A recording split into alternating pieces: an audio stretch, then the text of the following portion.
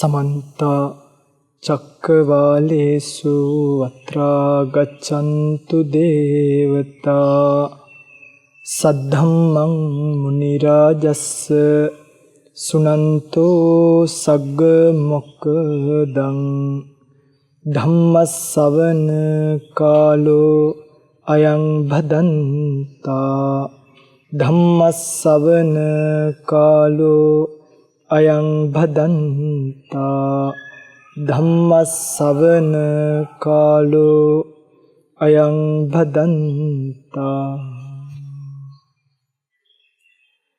नमो तस्स भगवतो अरहतो सम्मा सम्बुद्धस्स नमो तस्स भगवतो अरहतो सम्मा सम्बुद्धस्स नमो तस्स भगवतो अरहतो सम्मा सम्बुद्धस्स ये धम्मा हेतुपबवा तेषां हेतुं तथागतो आह तेषाञ्चयो निरोधो एवं वादी महासमनो।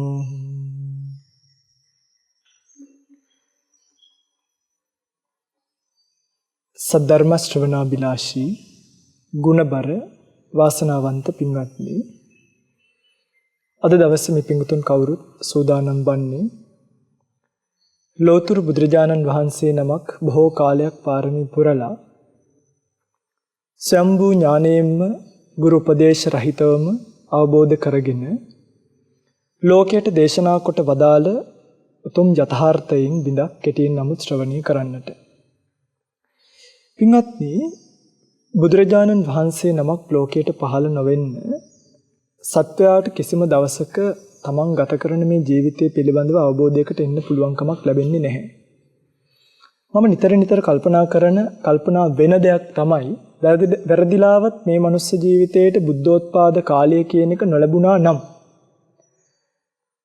අපිත් නිකන් ස්කන්ධයන් පෝෂණය කරන ස්කන්ධ මුලාව පස්සේ දුවන මුලා වෙච්ච තිරසනුන් වගේම බල්ලෝ බලලුන් වගේම රිලව් වඳුරන් වගේම මේ ජීවිතය ගැන කිසිම අර්ථයක් දන්නේ නැතුව ඔහේ දුවන පිරිසක් බවට විතරක් පත් වෙලා තියෙන්නේ. හැබැයි සංසාර ජීවිතේ පුරපු පාරමිතා හෝ සිදු කරගත්තු පුණ්‍ය ශක්තියින් හේතුවෙන් ලැබිච්ච මනුෂ්‍ය ජීවිතය මනාකොට පරිහරණය කරන්න පුළුවන්කමක් ලැබුණේ බුදුරජාණන් වහන්සේගේ ධර්මයෙන් ජීවිතය පෝෂණය කරගත් නිසාම. එනිසා පින්වත්නි, නිර්වාණ අවබෝධය කැමැති සත්වයා, විමුක්තිය කැමැති සත්වයා, සැපයට, සනීපයට, තෘප්තියට කැමැති සත්වයා නිසකවම මේ ධර්මතාවයන් තේරුම් ගන්නව විනා නිකන් රැල්ලට යන ජීවිතයක නම් ජීවත් වීමෙන් වැඩක් නැහැ. එනිසාමයි මේ ධර්මදේශනා කරගෙන යන්නෙත් මේ රැල්ලට යන සත්‍යාව මේකෙන් මුදවලා අරගෙන ඒ සත්වයාට පිහිටක් පිළිසරණක් වෙන්න බුදුරජාණන් වහන්සේගේ ධර්මය කොහොම හරි ඔළුවට වට්ටන්න ඕනේ කියලා හිතාගෙන තමයි දැන් ටික කලක පටන් අපි මේ ධර්ම දේශනා සිද්ධ කරගෙන එන්නේ. පින්වත්නි, අටුවා ටීකා ටිප්පණී නැතුව අද දවසේ ධර්ම දේශනාවට මාතෘකා කළ ගාථාව පිළිබඳව ඍජුවම සිහිපත් කරන්නම්. මේ පින්වතුන් නිතර අහලා තියෙන බුදුරජාණන් වහන්සේගේ ශාසනයේ හරය පිළිබඳව කියවෙච්ච අපූර්ව ගාථාවක්. යේ ධම්මා හේතුප්පබවා තේසං හේතුං තථාගතෝ ආහ තේසං චයෝ නිරෝධෝ එවං වාදී මහා සමනෝ. බුදුරජාණන් වහන්සේගේ ශාසනීය පින්වත්නි, මේ ගාථාවේ සරල අර්ථය මම ඔබට කියලා දෙන්නම්. යේ ධම්මා හේතුප්පබව, යම්කිසි ධර්මයක් මේ ලෝකේ හේතුන්ට අනුරූපීව ඇති වුණා නම් යේ ධම්මා හේතුප්පබව තේසං හේතුං තථාගතෝ ආහ ඒ ඇතිවෙච්ච ධර්මය ඇති වෙන්න බලපාපු හේතු බුදුරජාණන් වහන්සේ සිහිපත් කළා. ඒ කියන්නේ පින්වත්නි, මේ ලෝකය කියන්නේ ඵලයක් නම් රූප වේදනා සංඥා සංකාර විඥාන කියන ස්කන්ධ පහෙන් යුක්ත මේ ලෝකය යම් හේතුන්ගේ ඵලයක් නම් ඒකේ ඵලය විතරක් නෙමෙයි බුදුරජාණන් වහන්සේ පෙන්වුවා මේ ලෝකයේ කියන ඵලය ඇති වෙන්න බලපාපු හේතුව මොකක්ද කියලා. ඕක තමයි ඔකේ කියලා තියෙන්නේ. තේසංචයෝ නිරෝධෝ, අන්නේ හේතුවේ නිරෝධය එවං වාදී මහා සමනෝ. ඒ හේතුන්ගේ නිරෝධය පිළිබඳව දේශනා කරපු මහා වාදය තමයි ඔබත් මමත් සරණ ගිය බුදුරජාණන් වහන්සේට තියෙන්නේ. පින්වත්නි, මේ ලෝකය කියන්නේ දුකක් නම්, දැන් මේක අපි ධර්මදේශනා රාශියකින් ඔබට කියලා දීලා තියෙනවා. මේ ලෝකය කියන්නේ දුකක් නම්, මේ දුක්ඛිත ලෝකය කියන එකෙන් අතහැරිලා අත මිදලා ඔබට යන්න ඕනි නම්, ඔබ කලියුත්තේ මේ ලෝකයේත් එක්ක සටන් කිරීම නෙමෙයි. බුදුරජාණන් වහන්සේ ප්‍රඥාවෙන් අවබෝධ කරගන්න දේශනා කරපු ධර්මයේ මේ ලෝකය ඇති වෙන්න බලපාපු හේතුව. දැන් ඔය පිටුතට දන්නවා සීනි ඇති වෙන්න බලපාන හේතුව සීනි. සීනි විතරක් නෙමෙයි කර්මයක් බලපාන්න පුළුවන්. සම්මුති විවහාර අර්ථයෙන් මේ කියන්නේ. එතකොට සීනි හැදෙනවා කියන එක සුගර් කියන එක ඵලයක් නම්, ඒ සුගර් කියන ඵලය පාලනය වෙන හේතුව තමයි සීනි. දැන් සුගර් හැදුනට පස්සේ කියනවනේ සීනි ගන්න එපා කියලා. සීනි ටික අඩු කරනකොට දියවැඩියා තත්ත්වය අඩු වෙනවා වගේ මේ ලෝකේ ජාති දුක කියලා යමක් තියෙනවනම්, ජරා දුක කියලා එකක් තියෙනවනම්, ව්‍යාධි දුක කියලා එකක් තියෙනවනම්, ශෝක පරිදේව කියලා එකක් තියෙනවනම්, ඒ සියලුම දේවල් වලට හේතුව බුදුරජාණන් වහන්සේ හරි අපූර්වට එකින් එක දේශනා කරලා තියෙනවා. ඉතින් මේ පිළිබඳව ලස්සන විග්‍රහයක් හම්බ වෙනවා, විශේෂයෙන්ම විදර්ශනා භාවනාව කරගෙන යද්දී උනත්. උද්‍යව්‍ය ඥානය කියන එක පිළිබඳව, මේ සංස්කාර පිළිබඳව විදර්ශනා යන ගමනේ උද්‍යව්‍ය ඥානය කියන එක සම්පාදනය කරද්දී යෝගාවචරයේට මේ සියලුම ධර්ම කාරණාවල උවමනා වෙනවා. පිටින් මේවා දන්නේ, මේවා විස්තර කරන්න පුළුවන්, මේවා කතා කරන්න පුළුවන්කම ඔබට ලැබෙනවා නම් ලැබෙන්නෙම මේ භාවනාවන් කරලා තියෙන්න ඕනේ. එහෙම නැත්නම් රූපය කියන එක විදර්ශනාවට අහුවෙන්නේ නැහැ පින්වත්නි. වේදනාව කියන එක විදර්ශනාවට අහුවෙන්නේ නැහැ. ඔය පින්වතුන් හොඳට අහගන්න. රූප, වේදනා, සංඥා, සංකාර, විඥාන කියන මේ පහ 50 ආකාරයකින් විදර්ශනා කරන්න ඕනේ. 50 ආකාරයකින් විදර්ශනා කරද්දී තමයි ඔය පින්වතුන්ට උද්‍යව්‍ය ඥානීය කියන එක උපදින්නේ. 50 ආකාරයකින් තබා එක් ආකාරයකින්වත් උද්‍යව්‍ය ඥානීය පිළිබඳව විදර්ශනාව කරන විදිහ අද සමාජය දන්නේ නැහැ. පිටින් මේවා කරුණා කරලා වැහිලා යන්න දෙන්න එපා. තේරුණානේ මේ බුද්ධ ශාසනය හරියම සාන්දෘෂ්ටිකයි. මේක හරියම අකාලිකයි. මේකට ඇවිල්ලා බලන්න මේකේ ප්‍රතිඵල තියෙනවා. මේවා දැනගෙන මම මේ 50 ආකාරය පිළිබඳවම කියලා දෙන්නම්. මේවා දැනගෙන මේවා භාවිතයට ගන්න, මේවා කල්පනා කරන්න, මේවා ඉගෙන ගන්න, දරා ගන්න, නැවත නැවත මනසිකාරය කරන්න. එතකොට ඔබට මේ උද්‍යව්‍ය ආදී ඥාන නිකන් සුරංගනා කතාවක්, හිතලුවක් බවට පත් නොවි ප්‍රායෝගික ජීවිතයට අද ගැනීමේ හැකියාවක් තියෙනවා. උද්‍යව්‍ය ඥානීය පිළිබඳව විස්තර කරන ත්‍රිපිටකය සිහිපත් කරනවා මගේ පින්වත්නි, පච්චුප්පන්නං ධම්මානං, ප්‍රත්‍යුප්පන්න වූ ධර්මයන්ගේ විපරිණාමය දැකීමේ ප්‍රඥාව. විපරිණාමානුපස්සනේ පඤ්ඤා උද්‍යව්‍යානු ඥාන පස්සනා කියලා කියනවා. ඒ කියන්නේ මගේ පින්වත්නි, මේ ප්‍රත්‍යුප්පන්නව හටගෙන තියෙන යම් වර්තමාන ධර්මතාවයක් තියෙනවා නම්, වර්තමානයේ යම් ධර්මතාවයක් වර්තමානයේ කොටස් තුනකට බෙදෙනවා. අද්දාන පච්චුප්පන්නේ කියන්නේ දීර්ඝ ප්‍රත්‍යුප්පන්නේ, සන්තති ප්‍රත්‍යුප්පන්නේ සහ කන ප්‍රත්‍යුප්පන්නේ කියලා. මේක දැනගන්න ඕනේ. හරි. අද්දාන ප්‍රත්‍යුප්පන්නේ කියලා කියන්නේ දීර්ඝ වර්තමානයේ. දැන් ඔය කියන්නේ අපි කතා කරනවනේ මේ මාසේ මම ජීවත් වෙන්නේ මෙහෙමයි. අර ඔක ඔබට තේරෙනවා මෙන්න මෙහෙම කිව්වහම simple present tense. මේ වර්තමාන කාලය. මේ මාසේ මම ජීවත් වෙනවා. අපි මේ මාසේ කනවා. අපි මේ මාසේ නිදියනවා. මෙහෙම මේ දැන් මාසයක් කියන්නේ ටිකක් දීර්ඝ කාලයක්. ඊළඟට මේ අවුරුද්ද අපි මෙහෙම කරනවා. මේ බුද්ධ ශාසනය අපි මෙහෙම කරනවා. මේ කල්පය අපි මෙහෙම කරනවා. මේ භද්‍ර කල්පය අපි මෙහෙම කරනවා කියලා දීර්ඝ කාලයක් එකට අලලා කතා කරන වර්තමානයට කියනවා අද්දාන පච්චුප්පන්නේ නැත්නම් දීර්ඝ වර්තමානය කියලා. තේරෙනවනේ. දෙවෙනි එක තමයි සන්තති පච්චුප්පන්නේ. සන්තති පච්චුප්පන්නේ කියලා කියන්නේ මේක ටිකක් අමාරුයි. ඒ නිසා උමනාවෙන් අහන් ඉන්න.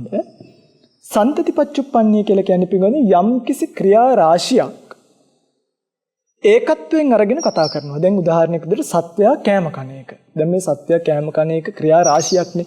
කණ්ඩ ඕනි කියලා හිතන්න ඕනි. උයන්න ඕනි. ඊට පස්සේ කණ්ඩ හිත පහළ වෙන්න ඕනි. අත දාන්න ඕනි. ආයි ගන්න ඕනි. කටට දා ගන්න ඕනි. හපන ප්‍රොසෙස් එක වෙනස්. කෑලි බෑලි අයින් කරන ප්‍රොසෙස් එක වෙනස්. ආයි අනන ප්‍රොසෙස් එක වෙනස්. ආයි කන ප්‍රොසෙස් එක වෙනස්. මෙන්න මේ වෙනස් ක්‍රියා රාශියකගේ එකමුතු අපි අරගෙන කියනවා මම බත් කනවා. මෙන්න මේකට කියනවා චූටි දේවල් එකට අරගෙන සමස්තයක් වශයෙන් කතා කරන තැනට සන්තති වශයෙන් කතා කරන වර්තමානීය සන්තති පච්චුප්පන්නේ කියලා. දෙකක් කිව්වා. අද්දාන පච්චුප්පන්නේ දීර්ඝ වර්තමානීය සන්තති පච්චුප්පන්නේ ක්‍රියා රාශියක් ඒකත්වයෙන් අරගෙන කතා කිරීම. තුන්වෙනි එක තමයි කන පච්චුප්පන්නේ.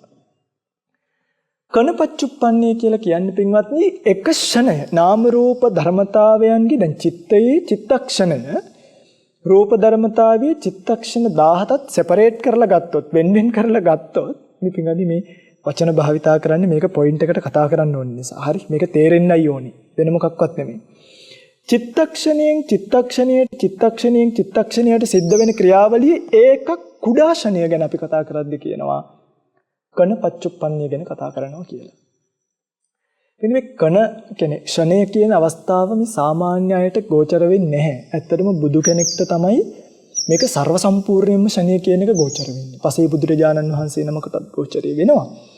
අග්‍ර ශ්‍රාවකයෝ දෙනම වහන්සේටවත් ෂණය කියන අවස්ථාව ගෝචර වෙන්නේ නැහැ. අපි ඔක්කොටම පින්වත්නි ෂණ නිරෝධය අහුවෙන්නේ නැහැ. සන්තති නිරෝධයක් තමයි අහු. අග්‍ර ශ්‍රාවකයන් වහන්සේලාටත් අර චූටි ෂණ එකතු වෙලා ලැබිච්ච පුංචි සන්තති. අපිට වගේ මහා ලොකු සන්තති නෙමෙයි. පුංචි සන්තති තමයි විදර්ශනාවට අහුවෙන්නේ. ප්‍රඥාව තියුණු නිසා. මෙන්න මේ වර්තමාන ධර්මතාවයන් කුඩා වේවා මහත් වේවා අද්දාන වේවා සන්තති වේවා කන වේවා සුද්ධ සිංහලෙන් මේක කියනවා නම් රූප වේදනා සංඥා සංකාර විඥාන කියන මේ ධර්මතා පහ ප්‍රත්‍යুৎপন্ন වූ ධර්මතාවයන්ගේ විපරිණාමයේ දැකීමේ ප්‍රඥාවට කියනවා. මොකක් කියලාද? කියන්නේ නැතිවීම, බය දැකීමේ, භංගය දැකීමේ ප්‍රඥාවට කියනවා උද්‍යව්‍ය ඥානීය කියලා. පින්වත්නි උද්‍යව්‍ය ඥානීය කියලා භංගය දැකීම ගැන කතා කරද්දී ඔබට හිතෙයි එතකොට ස්වාමීනි ඊළඟට තියෙන භංගානුපස්සනාව මොකටද කියලා. උද්‍යව්‍ය ඥානීය කෙනෙක් ඇති කරගන්නෙම වෙන මොකකටවත් නෙමෙයි භංගය දකින්නමයි. භංගය දැකීම පිණිස උපකාරී වෙන උපකාර ධර්මතාවයක් තමයි නිබ්බත්ති ලක්ෂණය. නැත්තම් නිබ්බන්තිය කියලා කියනවා. මේක උප්පත්ති ලක්ෂණය කියලා කියනවා. ඇතිවීම කියන කාරණා.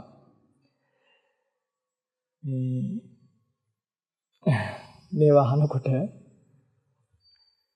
එනි පොතක් පෑනක් අරගෙන මේවා ලියා ගන්න. මේවා පොත්පත්වල තියෙනවා.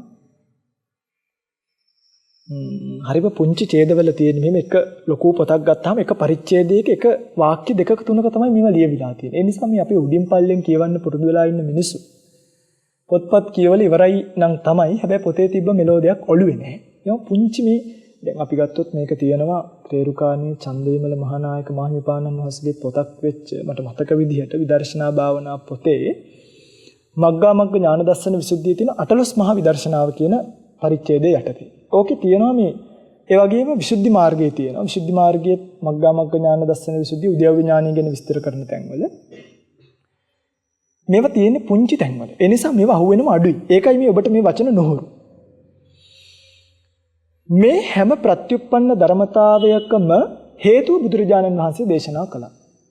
ප්‍රධාන වශයෙන් හේතු හතරක් තියෙනවා. දැන් අපි රූපය ගන්නකො. රූපය කියන එකේ ප්‍රබල ප්‍රධාන හේතුව තමයි අවිජ්ජා සමුදය රූප සමුදය කියලා තියෙනවානේ. ඊළඟට තණ්හා සමුදය රූප සමුදය කියලා තියෙනවා. ආයිත් තියෙනවා කම්ම සමුදය රූප සමුදය කියලා. අවිද්‍යාවත් තණ්හාවත් කර්මයක් එකතු වෙලා ඒ වගේම ආහාර සමුදය රූප සමුදය. ආහාරයත් එකතු වෙලා රූපය කියන එක නිර්මාණය වීම සිද්ධ වෙනවා. දැන් බලන්න රූපේ හේතු මොනවද? ඔය පිටුලාලෙත් රූප සමුත්ථාන ධර්ම කියන එක. කර්ම චිත්ත ඍතු ආහාර.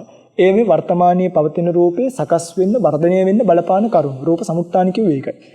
හැබැයි රූප සමුදය ධර්මයි කියලා රූපයේ හේතුව පිළිබඳව බුදුරජාණන් වහන්සේ දේශනා කළා. සැබෑ හේතුව පෙන්නනවා. ඇත්තටම ස්ක්‍රීන් එකෙන් පිටිපස්සේ තියෙන ටික මේ. භවයට වැහිලා තියෙන ටික. දැන් අපි ඔක්කොටම පේන්නේ ස්ක්‍රීන් එකේ මේ පැත්තේ තියෙන ටිකනේ. ස්ක්‍රීන් එකෙන් එහා පැත්තේ තියෙන ටික බුදුරජාණන් වහන්සේ සිහිපත් කළා. අවිද්‍යාව නිසා රූප ඇති වෙනවා කියලා. දැන් ඔන්න මෙහෙම හිතන්න. ලංකාව ගැන කවුරු හරි කෙනෙක් වර්ණනා කරනවා. ඔය දැන් ලංකාව ගැන ලියවිච්ච සින්දු තියෙනවනේ.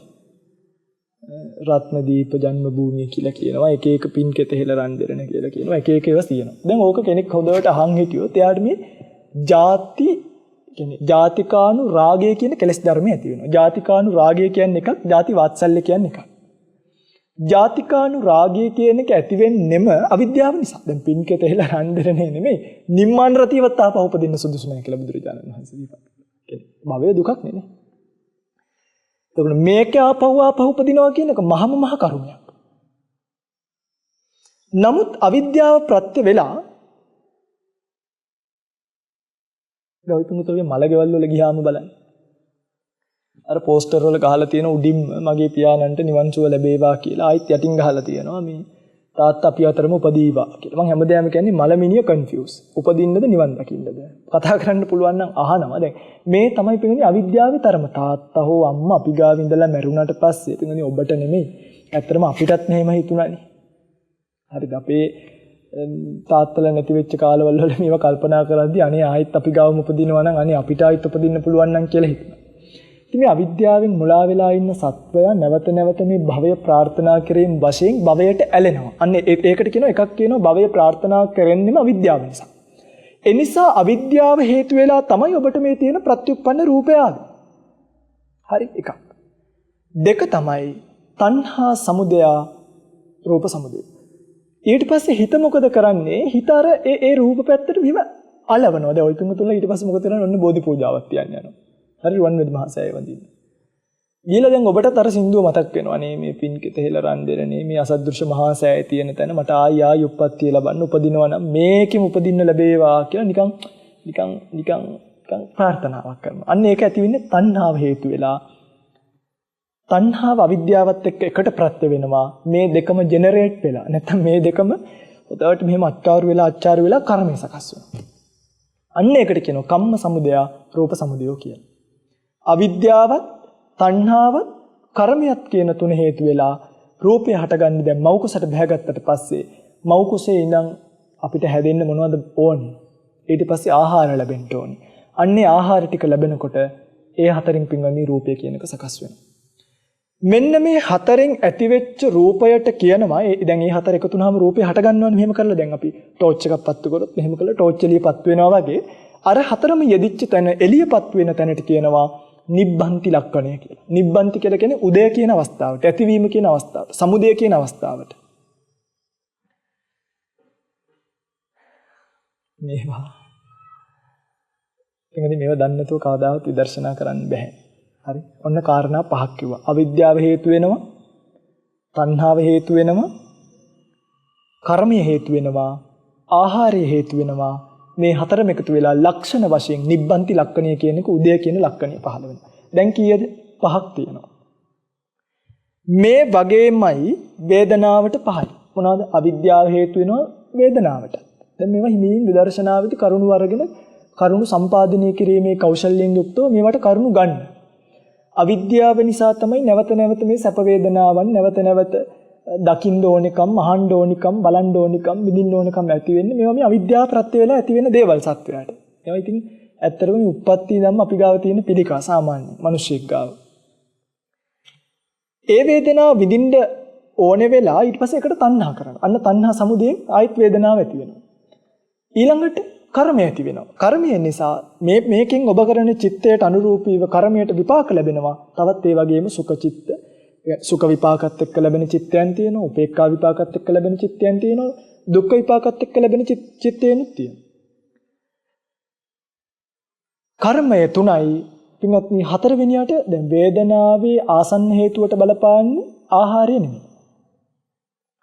පළවෙනි එකේ කිව්වේ අවිද්‍යාව, තණ්හා, කර්ම, ආහාරනේ. වේදනාවේ අවිද්‍යාව, තණ්හා, කර්ම, ස්පර්ශය කියන එක. සැප වේදනාව කියන එකට බලපාන ආසන්න කාරණාව තමයි මොකද්ද? ස්පර්ශය කියන කාරණාව. මේ ස්පර්ශය කියන එකක් මෙහෙම ඕලාරික ස්පර්ශයකුත් තියෙනවා. චක්කුංච පටිච්ච රූපේච උප්පජ්ජති චක්කු විඥානං කියන තැන අර චක්කුංච පටිච්ච රූපේච කියන තැන ඇති වෙන වෙනම ස්පර්ශයකුත් තියෙනවා. ඒ දෙකම ස්පර්ශ ගණයට තමයි යන්නේ. මෙන්න මේ ස්පර්ශයත් හේතු වෙලා හතරයි මෙතනදී නිබ්බන්ති කියන වේදනාව උපදීම කියන එක සිද්ධ වෙනවා. පැහැදිලිනේ? සංඥාවත් ඔහොමයි. සංඥාවත් තමයි දැන් ඔය අවිද්‍යාව නිසා දැන් සංඥා අපි ගමුකෝ දැන් බෝසතාණන් වහන්සේ නමක් ගන්නකො. බෝසතාණන් වහන්සේ නමක් Tamanගේ නම ප්‍රාර්ථනා එහෙම නමක් ප්‍රාර්ථනා කළෙන් අපි ගත්තොත් සිද්ධාර්ථ බෝසතාණන් වහන්සේ ප්‍රාර්ථනා කළා මට සිද්ධාර්ථ නමින් බුදුබව ලැබේවා කියලා. පදුමුත්තර බුදුරජාණන් වහන්සේ මට උත්තර නමින් බුදු බව ලැබේවා කියලා ප්‍රාර්ථනා කළා. මේ වගේ අවිද්‍යාව ප්‍රත්‍ය වෙලා මොකක් වෙනවද? නමකට තණ්හා කිරීම සිද්ධ වෙනවා නේද? මාව මේ විදිහට දැනගනිත්වා. අනේ මට මෙහෙම වෙන්න තියෙනවා නම් හොඳයි. මගේ නම මෙහෙම එකක් වුණා නම් හොඳයි. මගේ නම මෙහෙම එකක් වුණා නම් හොඳයි කියලා සංඥාවන් ගොඩගසා ගැනීම කරනවා. ඒකට තණ්හාව ඇති වෙනවා. කර්මය කියන එක ජෙනරේට් වෙනවා. ස්පර්ශය කියන එක ආසන්න හේතුවටපත් වෙලා සංඥාව කියන එක ඇති වෙනවා. තුනයි. දැන් 5 5 5 3යි 15යි සංකාරත් පින්වත්නි සංකාර කියන තැනදී මෙතනදී විශේෂයෙන්ම චේතනා චෛතසිකයේ ප්‍රධාන සෙසු චෛතසික 49. වේදනාවත් සංඥාවත් අතහරිනවා. ඒ වේදනා ස්කන්ධය වෙනම ගත්තනේ සංඥා ස්කන්ධයත් වෙනම. සෙසු චෛතසික ධර්ම 50න් චේතනාව බලවත්. ඒකයි පුඤ්ඤාභි සංකාර, අපුඤ්ඤාභි සංකාර, ආනිඤ්ඤාභි සංකාරවල චේතනා චෛතසිකය ප්‍රබල කරලා පෙන්නනවා. චේතනාව මූලික වෙලා, චේතනාව ප්‍රබල වෙලා ඇති වෙන අනිත් සංස්කාරයන් අවිද්‍යාව නිසා, තණ්හාව නිසා, කර්මය නිසා වගේම ස්පර්ශය නිසාත් ඇති වෙනවා. 4යි නිබ්බත් ඉලක්කණයයි 5යි. පස්වෙනි එක තමයි විඥානීය කියන එක. විඥානීය කියන එක ඇති වෙන්නත් බලපාන වෙන්නේ අවිද්‍යාව එක හේතුවක්. තණ්හාව එක හේතුවක්. පැහැදිලිනේ මේක අවිද්‍යාව පත්‍ය සංඛාරා, සංඛාර පත්‍ය විඥානං කියලා එකයි කිව්වේ. තණ්හාව නිසාම ආයි කර්මය ජෙනරේට් වෙනවා. සංඛාරය නිසා ආයි විඥානය ඇති වෙනවා. 3යි 4වෙනි ලක්ෂණය තමයි මේක ස්පර්ශ නෙමෙයි. මේක පෙන්වලා දීලා තියෙන්නේ නාම රූප පත්‍ය විඥානං කියලා. ඔයගොල්ලෝ අහලා ඇත්තේ අනිත් පැත්තට. විඥාන පත්‍ය නාම රූපං කියලා. එහෙනම් පටිච්චසමුපාදයේ තියෙන අවිද්‍යාව පත්‍ය සංඛාරා, සංඛාර පත්‍ය විඥාන, විඥාන පත්‍ය නාම රූපං. මෙතනදී බුදුරජාණන් වහන්සේ සිහිපත් කරනවා විශේෂයෙන්ම මට මතක විදියට මහා පදාන සූත්‍රයේදී වගේ මේ බව සිහිපත් කරලා තියෙනවා.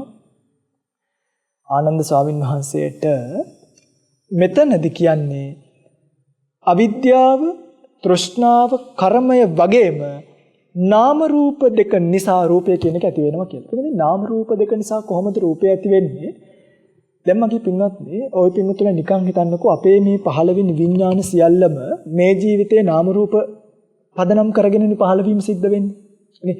එතකොට කෙනෙක්ට හිතන්න පුළුවන් උප්පත්ති විඥාණයට පදනම් වුණේ කුමන නාම රූපයද? මේක පිටින් සියුම් විග්‍රහයක්.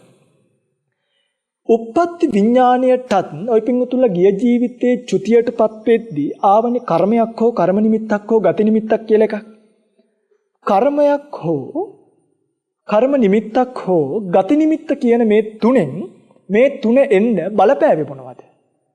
පෙර ජීවිතයේ ඇසුරු කරපු නාම රූප බලපාලා කර්මයක් හෝ කර්ම නිමිත්තක් හෝ ගති නිමිත්තක් මුල් කරගෙන අන්නේ නාම රූප පදනම් කරගෙන තමයි විඥානීය කියන එක ඇති උනේ පළවෙනියටම. එතනින් පස්සෙත් ආයිත් විඥානීය නාම රූප පදනම් කරගෙනම ඇති වෙනවා. මේකට කිව්වා නාම රූප පත්‍ය විඥානං කියලා. මෙන්න මේ කතන්දරය මේ ආකාර 5 පංචස්කන්ධයෙන් වැඩි වුණාම 5 වරක් 5 25යි. ඔන්න උදය ගැන කතා කරලා ඉවරයි. කියන්නේ ඇතිවීම, සමුදය ගැන. වය ගැන කතා කරනකොට පින්වත්නි එහෙනම් බලන්න ඔය පින්වතුලා අවිද්‍යාව නැතිවීමෙන් රූපේ නැති වෙනවා.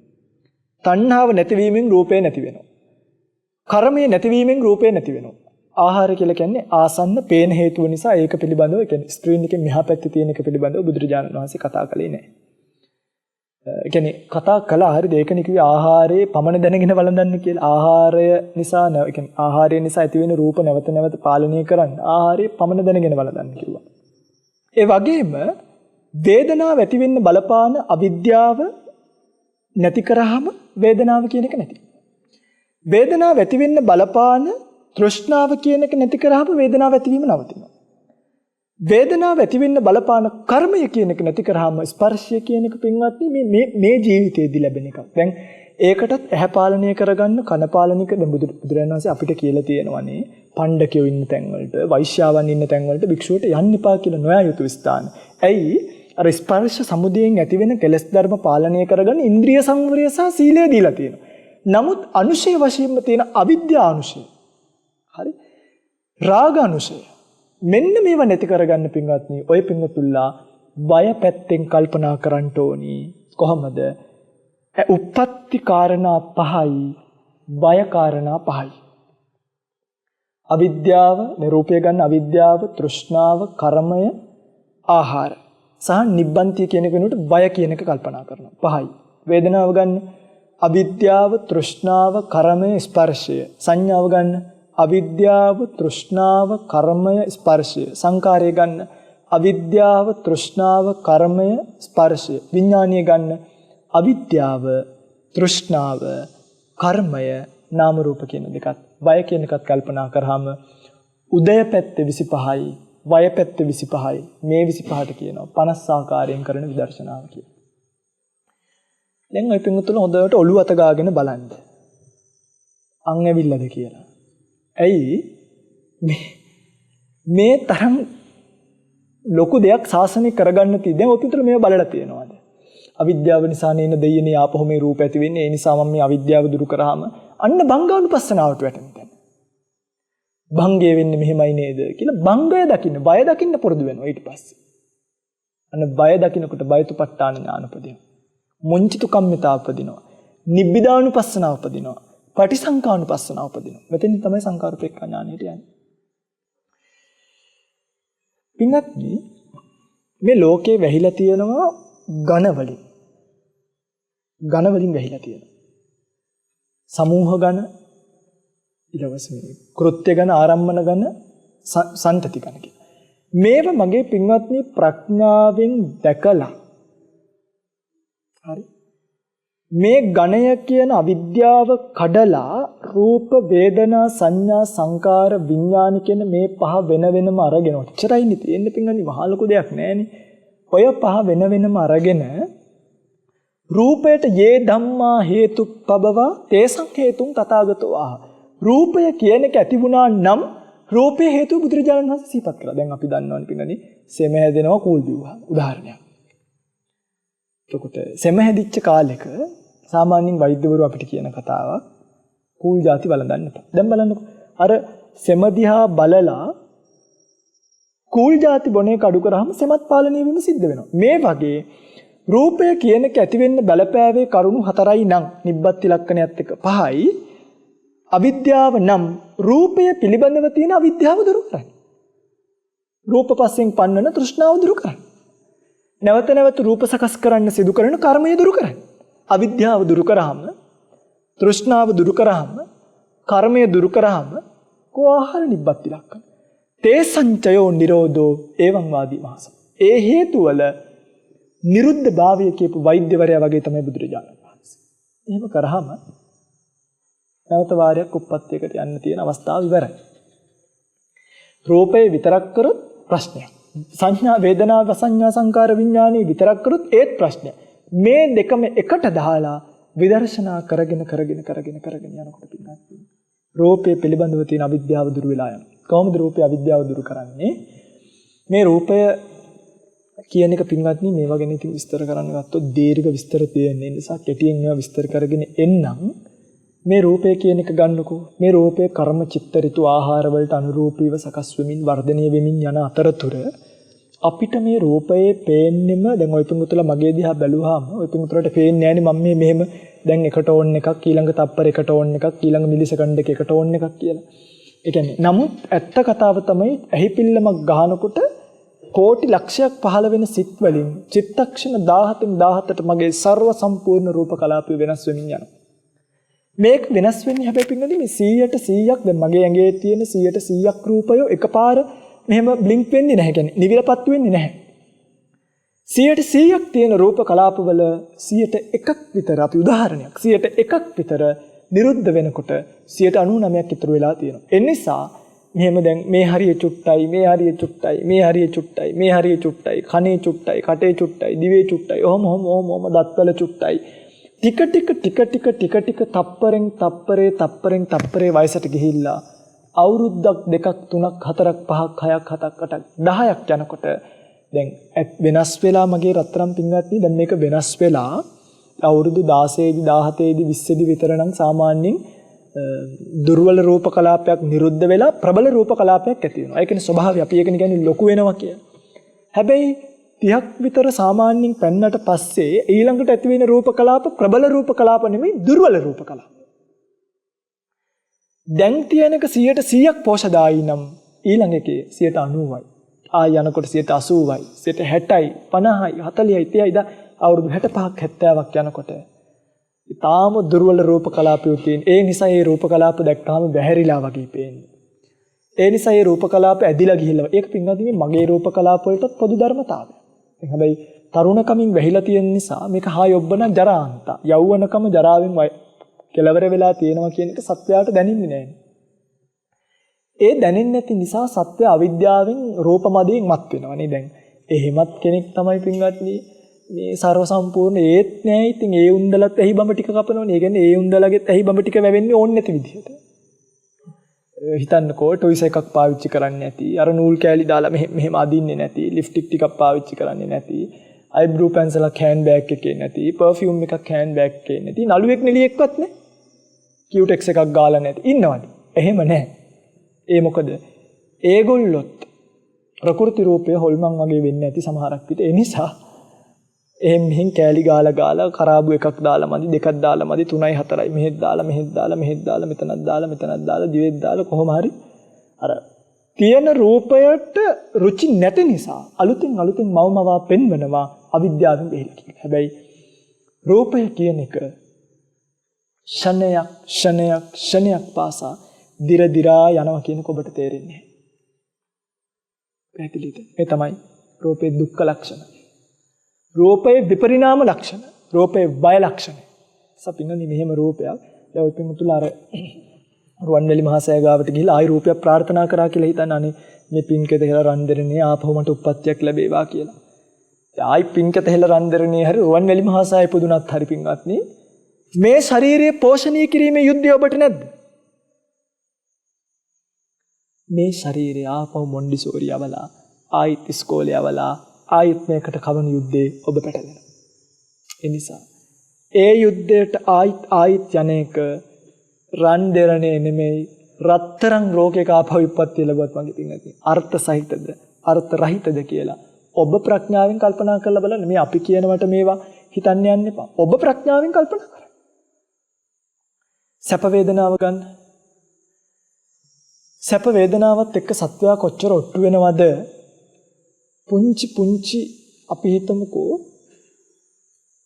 ෆ්‍රයිඩ් රයිස් එකක් කනවා කියන තැනට ස්ට්‍රෝබෙරි කන්න කැමති කෙනෙක් ස්ට්‍රෝබෙරි කන්න යනවා. දැන් ඔන්නෝම ස්ට්‍රෝබෙරි මෙහෙම ලොකු බකට් එකක් තියෙනවා. දැන් ඔන්න එකක් කනකොට හොඳයි. දැන් ගණනුත් නේ. දෙකක් කනකොට ආයිත් සැප වේදනාව උපදිනවා. ආයිත් නැති වෙලා යනවා. දැන් තුන්වෙනි පාර වේදනාව උපදවා ගන්න ආයි මොකක් කරන්න ඕනේ? ආයි ගෙඩියක් කටේ දා ගන්න ඕනේ. ඔන්න ආයි උපදිනවා ආයි නැති වෙනවා. උපදින තැනම නැති වෙනවා.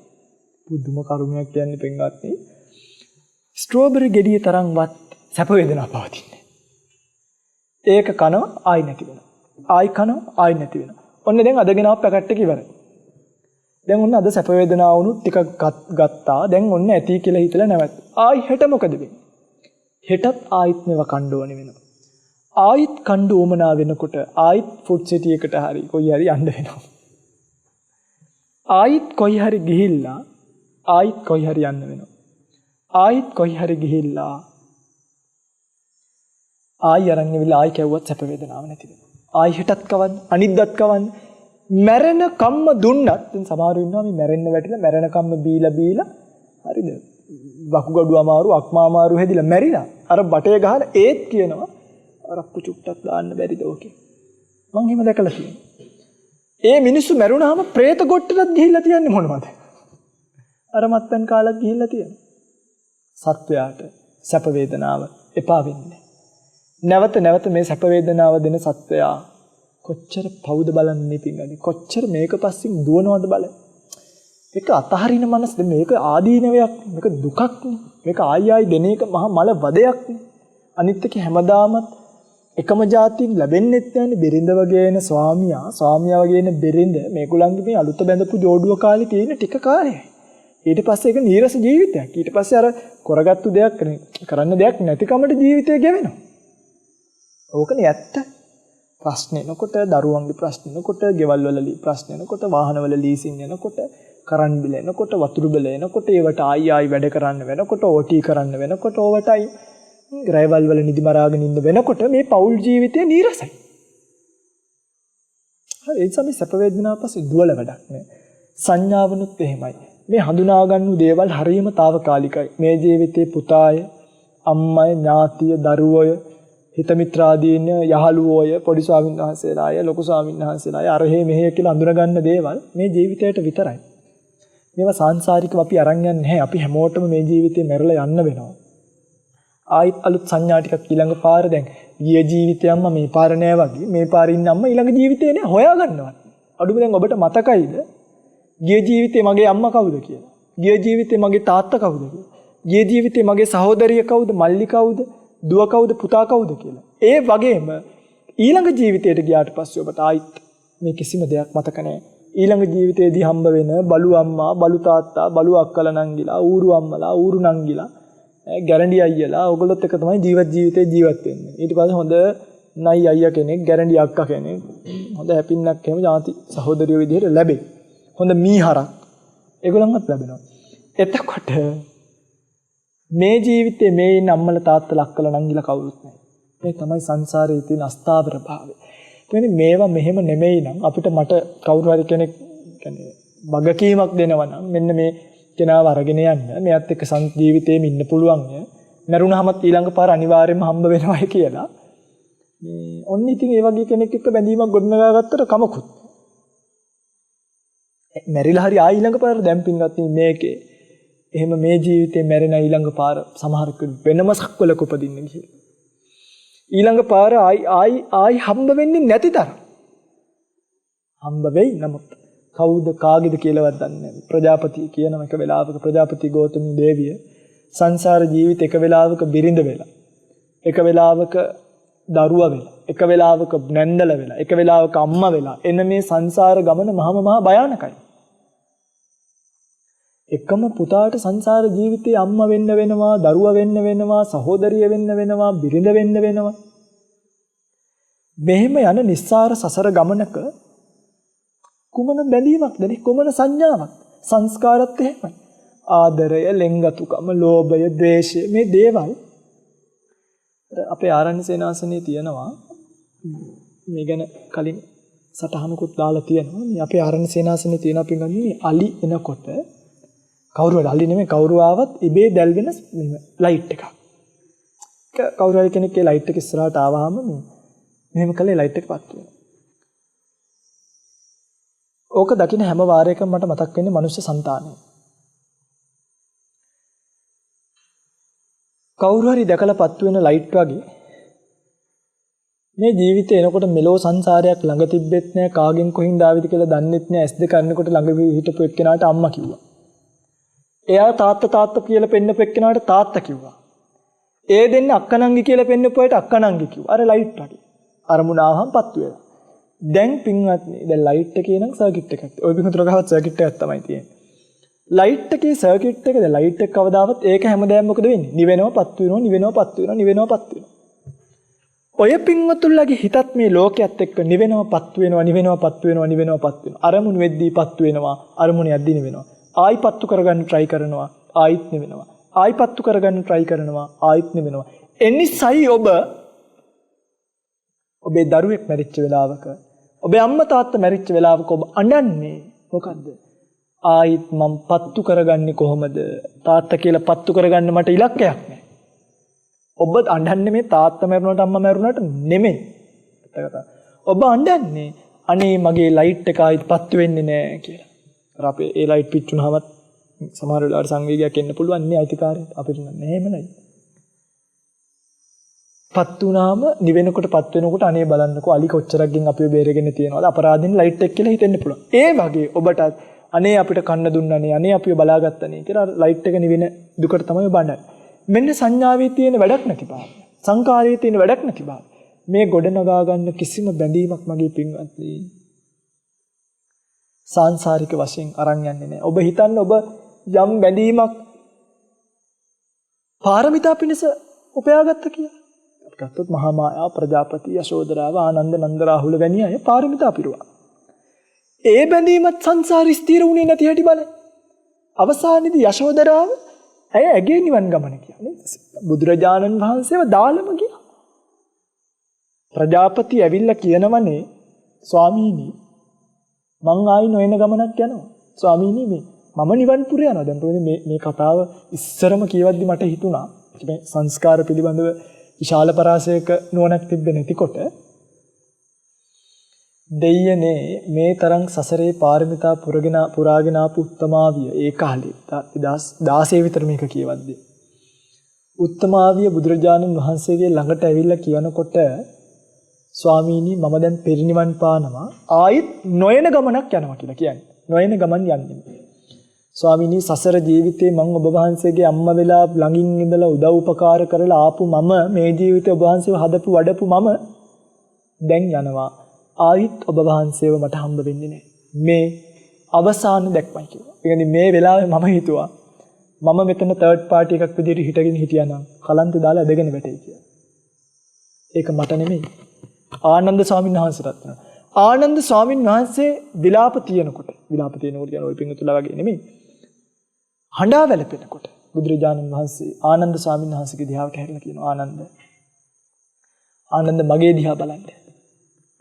මේ මගේ අම්මා. ඇය මාව දාලා නිවන් පුරේ යනමයි කිව්වහම මම අකම්පිතව මේක දිහා බලන් හිටියේ. ආනන්ද මේ තමයි සෑම බැඳීමකම කෙලවර කියන්නේ. බලන්න කිසිම බැඳීමක් ලෝකෙ ස්ථිර නැහැ.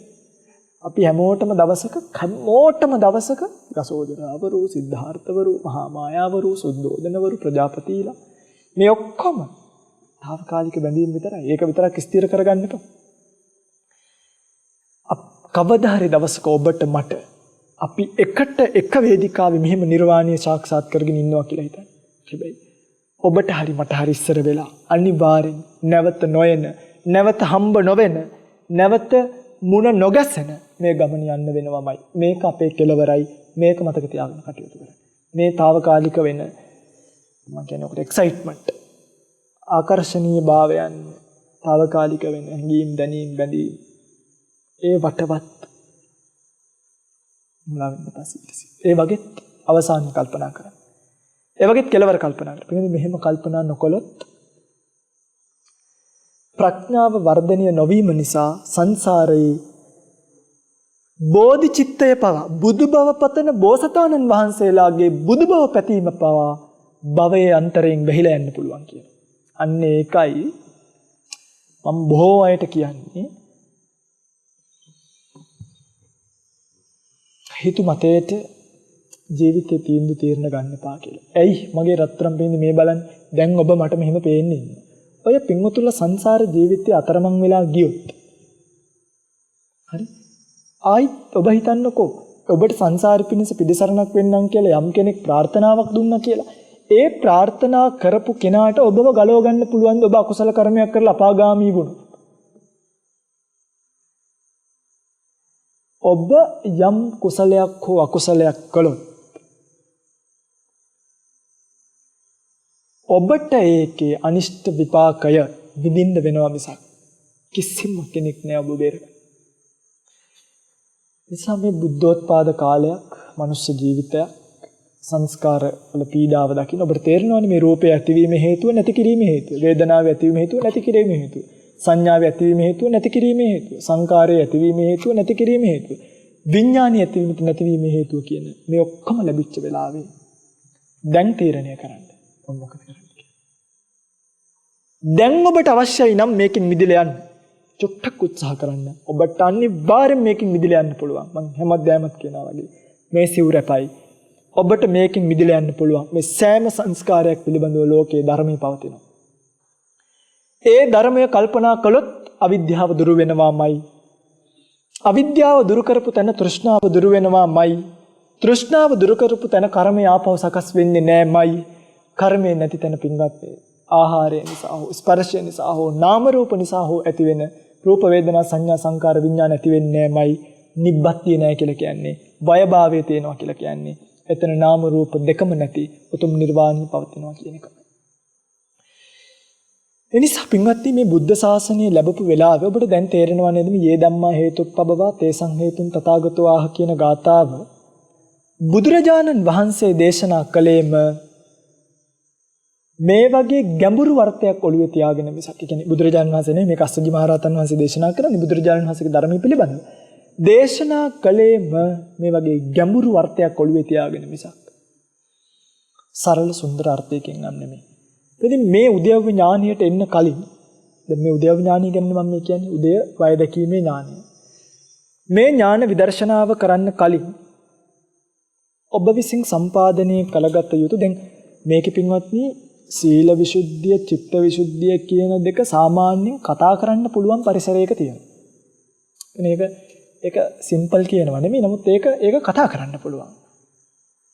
හැබැයි නාම රූප පරිච්ඡේද ඥානයෙන් මෙහාට ටිකේ ප්‍රඥාව කියන එක තියෙන නිසා බොහෝ අය මේකෙදි පැටලෙනවා. සමහරු මේක චුට්ටක් දැනගත්තාම මාන්නයක් එනවා. දැන් අර ඕකේ නෝනි පින්වත්නි ඕබාස ආලෝක කියන උපක්ලේශ විදර්ශනා උපක්ලේශනෝ වීරිය ඇති වෙනවා, ශ්‍රද්ධාව ඇති වෙනවා, ප්‍රීතිය ඇති වෙනවා. දැන් මම මේවා තේරුම් ගත්තා අය, දැන් මට මේවා තේරෙනවා. ඊළඟට මානිය තමයි බරපතලම. ඒ මානිය ආවට පස්සේ පින්වත්නි මේ එයාට හිතෙනවා මට නිකන් තනියෙන් කටයුතු කරන්න පුළුවන් වගේ. එහෙම හිතෙන්නත් පුළුවන්. ගුරුවරයා කියන එක අහන්නේ නැහැ. දැන් මට තේරෙනවා. දැන් මම මාර්ගඵලයක් අවබෝධ කරගෙන. ඇයි දන්නවද මේක හරිම සනීපයි. ඒකයි. මෙතනට ආපු කෙනාට මේ සංස්කාර පිළිබඳව කෑලි කැපිලා පේනවා වගේ පේනවා. මේක ඥානයක්. මේක පුදුම ඥානයක්. උද්‍යව ඥානෙන් එහාට තියෙන භංගානුපස්සනාව විදන් කියන්නේ පහන පරිඥාව කියලා. තේරණ පරිඥාවේ අවසාන කෙලවර උපදින ඥානය නිසා තමන්ට මේ වෙලාවේ සංස්කාර පිළිබඳව ඇති වෙලා තියෙන දැක්ම අවබෝධය හරිම ෂාප් වෙන වචනයක් නෑ මේකට කියන්නේ. මේක හරිම ෂාප්. මේක හරිම පොයින්ට්. එනිසා ගුරුවරයාව අහන්න නැති වෙන්න පුළුවන්. පළවෙනි පාර පිළිහෙන. දෙක ඊට පස්සේ හිතෙන්න පුළුවන් මේ මම මේවා උගන්වන්න ඕනි වගේ එකක් දෙන්න. පරිපූර්ණ වෙන්නේ නැතුව පිටින් මගදී ගියාට වැඩක් නෑ. ඒකයි. සංකාරුපෙක්ඛා ඥානයටම ගියාට පස්සේ තමයි මේකේ හොඳම ටික තේරෙන්නේ. මෙතනදිම කෙනෙක් හිතුනොත් මම මේ ධර්මතා අනිත් අයට උගන්වන්න ඕනි. සමහරුන්ට මෙතනදී බුදු බවෙන්නත් කියන්නේ බුදු බව ලබන්න හිතෙන්න පුළුවන්. අනේ ඉතින් මට මේව තේරෙනවනේ මං අනිත් අයටත් මේක තේරුම් කරලා දෙනවා. මට මෙහෙම ශක්තියක් ආවනේ. මේ ඔක්කොම විදර්ශනා උපක්ලේශ. දෙකයි. මේවා නිසා පින්වත්නි පිරිහිලා යන්න පුළුවන්. ඒ පිරිහීම කොච්චර පිරිහෙනවද කියනවනම් ඊළඟට ධර්ම ඥානය තියෙනවා. හරිද? ධර්ම ඥානය තියෙනවා. අතුලාන්ත ගුණ ධර්මයේ නැහැ. ඒ නිසා සංඝයා පේන්නේ නැහැ. ගුරුවරු පේන්නේ නැහැ. පිළියුත්ත පේන්නේ නැහැ. අකුසල් රැස් කරලා දැන් අපි දකිනවා සමාජයේ ඉන්න විනය වර්ධනකාර ගිහියෝ ටිකක්. ඒ කියන්නේ මේ වික්ෂුන් වහන්සේලාට විනය කියලා දෙන්නවා. සමහර ගිහි පින්වත්නි මෙලෝ සංසාරක මේ අවිද්‍යාව ආහාරය මේ මෙලෝ සසරක් දන්නේ නැහැ. මොකක් හරි ධර්ම කාරණාවක් වහම පොතේ තියෙන ටිකක් උපුටලා අරගෙන පොතේ තියෙන ටික තමයි ඒ ටික උපුටලා අරගෙන පෙන්නලා තියලා ස්වාමින් වහන්සේලාට ගරහා කරනවා. එතනදී මේක කරන්න හොඳ නෑනේ. සංඝයා කියලා කියන්නේ අඩුම මම ඔබට කියන්නම් මේ සමන්තපාසාදික අට කතාවේ තියෙන බලන්න මේ වර්ධින තැන්. සංඝයාගේ වැසිකිළිය ගන්නකො. සංඝයාගේ වැසිකිළිය කියන්නේ ගිහියාට චෛත්‍ය ස්ථානයක් කියනවා. ඒ කියන්නේ වඳින්න සුදුසු තැන. හරි ආයතනින් හැට ඕනේ නෑනේ. ඒක පරිහරණය කරන ගිහියා මතක තියාගන්න. චෛත්‍ය ස්ථානයේ තියලා වැසිකිළිය දිහා බලන්නයි කිව්වා. සංඝයා ගැන කවර කතාවද? මේවා උඩින් පල්ලෙන් අල්ලගත්තාම වෙන්නේ සත්‍යයේ සසර දික් වෙන එක. හරි. මේ උඩින් පල්ලෙන් අල්ලගත්තාම වෙන්නේ සත්‍යය සසරේ අතරමං වෙන එක.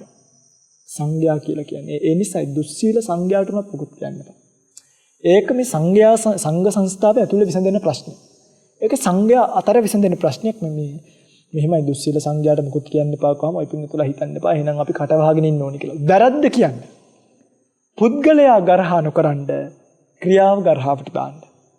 එතකොට ක්‍රියාව ගරහාවට දාන්නේ පුද්ගලයා ගොඩ ගැනීමේ සංඥාවෙන් නම් එතනදී අකුසලයක් වෙන්නේ නැහැ. හැබැයි මේ වංචක ධර්මයක් එන්න පුළුවන්. මම මේක කියන්නේ පිටුනත් මේ උද්‍යව ඥාන වලට යද්දි සත්‍යයට වෙන වැරදි. එනිසා මතක තියාගන්න සීල විසුද්ධිය, චිත්ත විසුද්ධිය වගේ සිම්පලි ගන්න බෑ. ditthi විසුද්ධියෙන් එහාට තියෙන දේවල්. කාංකා විතරන මග්ගා මග්ග පටිපදා කියන ඒවා. ඒවට යද්දී මනාව මාර්ගයේ වඩපු ගුරුවරයෙක් ධර්ම කාරණාවන් ගම්බීරංච කතං කත්තා. ගැඹුරු ධර්ම කාරණා අහපු කල්හි විසඳලා දෙන්න පුළුවන් සමත් ගුරුවරයෙක්. විපස්සනාවට ගැඹුරු ධර්ම කාරණා ගෙනල්ලා කතා කරන ගුරුවරයෙක්. ආදර්ශයෙන්, සීලයෙන්, ගුණයෙන්, දැකීමෙන්, ඇසීමෙන්, සිහිපත් වීමෙන් ප්‍රේමනාප ගුරු දෙව්වරු පින්වත්නි අදත් ලංකාවේ ඕන තරම් ඉන්නවා. මේ වගේ උතුමන් වහන්සේලාගේ අසුර හරිම දුර්ලභයි. හරිම කලාතුරකින් කෙනෙක්ට සංසාරේ පින්පුරලා ලැබෙන උප්පත්ති. ඒ වගේ තැනකට කොහොම හරි යන්න මාර්ගය වඩන්න ශුන්‍යාගාර වලට යන්න සේනාසන පරිභෝග කරන්න ගිහි පිංගුතුල මේව අවබෝධයෙන් කල්පනා කරන්න ක්‍රමානුකූලව චිත්ත විසුද්ධිය නම් මේ ටික වර්ධනය කරගෙන ආවොත් උද්‍යව ඥානයට එද්දී ඔබට සෑහෙන ලොකු ධර්ම ඥානයක් ඇති කරගැනීමේ අවස්ථාව අවකාශය ලැබිලා තියෙන්න පුළුවන්. පින්වත්නි මේ ධර්මකාරණා ඉගෙන ගත්තී මේකත් හොඳට මතක තියාගන්න. මේ ධර්මකාරණා ඉගෙන ගද්දී අපේ ගිහි පිංගුතුල්ලා කරන දෙවනි වැරදි වැඩේ තමයි ගිහි පිංගුතුල්ලා හෝ පැවිදි අය. මේවා පොතට දාගෙන කරුණු ටික පොතේ තියාගෙන කටපාඩම් කරගන්න. හරි? කටපාඩම් කරලා ඕන කෙනෙක්ගෙන් දැන් ඇහුවොත් කියයි රූපයට හේතු මොනවද කියලා අවිද්‍යාව, තෘෂ්ණාව, කර්මය, ආහාරය, නිබ්බන්ති ලක්ෂණය. වයට හේතුවත් කියයි අවිද්‍යාව, මෙහෙමය, කර්මය, තෘෂ්ණාව, ආහාරය, වය කියලා. හැබැයි මේ 10 ගැන මනසිකාරය කරන්න ඕනේ. මේ 10 ගැන කල්පනා කරද්දී ඔබට අවබෝධය එන්නේ. ඒ අවබෝධයයි ඔබ නිර්වාණය කරාගෙන යන්නේ. නැතුව ගිරව් පැටව් ටික වගේ කටපාඩම් කරගන්නු ටික. දැන් මේ ටික පින්වත්නි ඔබ කල්පනා කරන්න. ඔබ පැය භාගෙ මේ කියපු භාවනාව කළොත් පැය භාගෙට වඩා යනවා අනිවාර්යයෙන්. අඩුම විනාඩි 45ක්වත් මධ්‍යම ප්‍රමාණයෙන් කල්පනා කරොත් මේ එකක් ගැන කල්පනා කරන්න කරුණු තියෙනවා. අඩුම වැඩිම නම් පැය 2 3 4 5 කල්පනා කරන්න කරුණු තියෙනවා. දවස් 50ක්වත් අඩුම යනවනේ ඔබට මේ ටික කල්පනා කරන්නවත්. මේ උද්‍යව ඥානිය ටික කල්පනා කරන්නම දවස් 50ක් යනවා කිව්වා. එක වෙන වෙනම බලන්න. ඇයි මේක ලෞකිකයි. මේක පිරෙහෙන්න පුළුවන්. පිරෙහෙන්න නොදී ඩීටේල්ස් පිකින් කියන එක, තොරතුරු එකතු කර ගැනීම කියන එක හරියට කළේ නැත්නම් මගේ හැරලා යන්න පුළුවන්. එතකොට මේ ටික අහනකොට ඔබට හිතෙනවා ඇති මේ සාමාන්‍යයෙන් දැන් ඔබට මුල කියපු එක අමතකයි දැන් හරි මම හොඳටම දන්නවා. ගොඩාක් අයට මේක කියනකොට දැන් අර මුල කියපු ඒවා අමතකයි. මේ ධර්මදේශනාව ආයිත් අහන්න. මේ ධර්මදේශනාව නැවත අහලා මේක තමයි සමුදය වය ධම්මානුපස්සී. සමුදය දැකීම, වය දැකීම, සමුදය වය ධර්මතා දැකීම කියලා එක විදිහකට. උද්‍යව්‍ය කියලා කියන එක විදිහකට. කියන මේ ධර්මතාවයන් පිළිබඳව ඇති කරගත්තු ඥානය නැවත නැවත ශ්‍රවණය කරලා නැවත නැවත මේ කරුණු ධාරය කරගෙන මේකට කියන උද්‍යව්‍ය ඥානය කියලා. මතකනේ ධර්මදේශනාවට කලින්ම කියපු ගාථාව. පච්චුප්පන්නං ධම්මානං වර්තමානයේ මේ ප්‍රත්‍ය වලින් හටගෙන තියෙන ප්‍රත්‍යুৎপন্ন වූ ධර්මතාවයන් අද්දාන කියලා කිව්වා, සන්තතිකව කන කියලා කිව්වා. මේ වර්තමානයන් විපරිණාම වශයෙන් කියන්නේ විපරිණාම වශයෙන් දැකීමේ ප්‍රඥාවට කියනවා උද්‍යව්‍ය ඥානීය දැකීම කියලා. උද්‍යව්‍ය ඥානීය ඇති කර ගැනීම කියලා. ඉතින් මේ පිළිබඳව කරන කල්පනාවට තමයි කියන්නේ ඥානීය කියන්නේ. උදේ කියන්නේ උදේට, වය කියන්නේ වයට. මේ පිළිබඳව කරන ආවර්ජනාවට කියනවා ඥානීය කියලා. එනිසා මේ කියන ධර්මතාවයන් තේරුම් අරගෙන මේ කියන ධර්මතාවයන් අවබෝධ කරගෙන මේ ජීවිතයේදීවත් මෙතනින් මිදිලා යන්න පින්නත් ඔබ විසින් උත්සාහ කළ යුතුයි, වීරිය කළ යුතුයි, කල්පනා කළ යුතුයි. හරියට හිස ගිනිගත්තෙක් ඒ ගින්න නිවන්න උත්සාහ කරනවා වගේ වේගෙන්. චූටි කාලය, තව චූටි කාලයයි තියෙන්නේ. ඒ කාලය ඇතුළත මේ ජීවිතය ඔබට අතහැරෙනවා. බුද්ධ කියන සුද්ධ වචනේ අහිමි වෙලා යනවා. ධම්ම කියන සුද්ධ වචනේ අහිමි වෙලා යනවා. සංඝ කියන වචනේ අහිමි වෙලා යනවා. බුද්ධ, ධම්ම, සංඝ කියන මේ වචන තුන අහිමි වෙලා ගිය කාලෙට ආයිත් ඔබට මේ සසරෙන් එතර වීමක් නෑ. සසර යන්න වෙනවා මිසක් සසරෙන් එතර වෙන්න නම් අවස්ථාව ඔබට නැති වෙයි. එනිසා ධර්මදේශනාව අවසානයේදී ප්‍රාර්ථනා කරමින් මේ සිහිපත් කළා වූ සියුම් ධර්මතාවයන් මනාව මනසට ධාරණය කරගෙන උද්‍යව්‍ය ඥාන ආදී විශිෂ්ට ඥානයන් මේ බුද්ධ ශාසනයේ ලැබී හැකි අවබෝධ කරගෙන උතුම් නිවනින් නිවී යන්නට ධර්ම ශ්‍රවණය කළ ඔබ හැම දිනාටම පාරමී පිරෙත්වා, පාරමී ශක්තියින් පිරෙත්වා, ශ්‍රද්ධා, වීරිය, සති, සමාධි, ප්‍රඥා ආදී ඉන්ද්‍රිය ධර්මයන් මෝරණය වී අවසාන කෙරවල ලබන උත්තරීතර නිර්වාණීය සුවසේම සාක්ෂාත් වීමට මේ කුසල් හේතු වේවා, වාසනාව වේවා කියලා කවුරුත් සාදු කියලා ප්‍රාර්ථනාවක් ඇති කරගන්න. අවසාන වශයෙන් දෙවියන්ට පුණ්‍ය අනුමෝදනා කරනවා. දෙවියන් මෙපින් අනුමෝදන් කරගනිත්වා, දෙව්ලොව සැනසෙත්වා. දෙවියන් ප්‍රාර්ථනීය බෝධියකින් උත්තරීතර නිවනින් සුවසේම නිවේවා.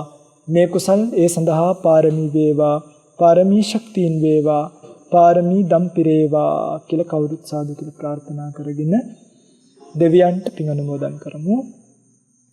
ආකාසට්ටා ච බුම්මට්ඨා දේවා නාග මහිද්దికා පුඤ්ඤන්තං අනුමෝදිත්වා චිරං රක්칸තු ශාසනං ආකාසට්ඨා ච බුම්මට්ඨා දේවා නාග මහිද්దికා පුඤ්ඤන්තං අනුමෝදිත්වා චිරං රක්칸තු දේශනං ආකාසට්ඨා ච බුම්මට්ඨා දේවා නාග මහිද්దికා පුඤ්ඤන්තං අනුමෝදිත්වා චිරං රක්칸තු මං පරන්ති. හැම දිනෙකම සම්මා සම්බුදු සරණයි. රාගක්ඛයෝ නිබ්බානං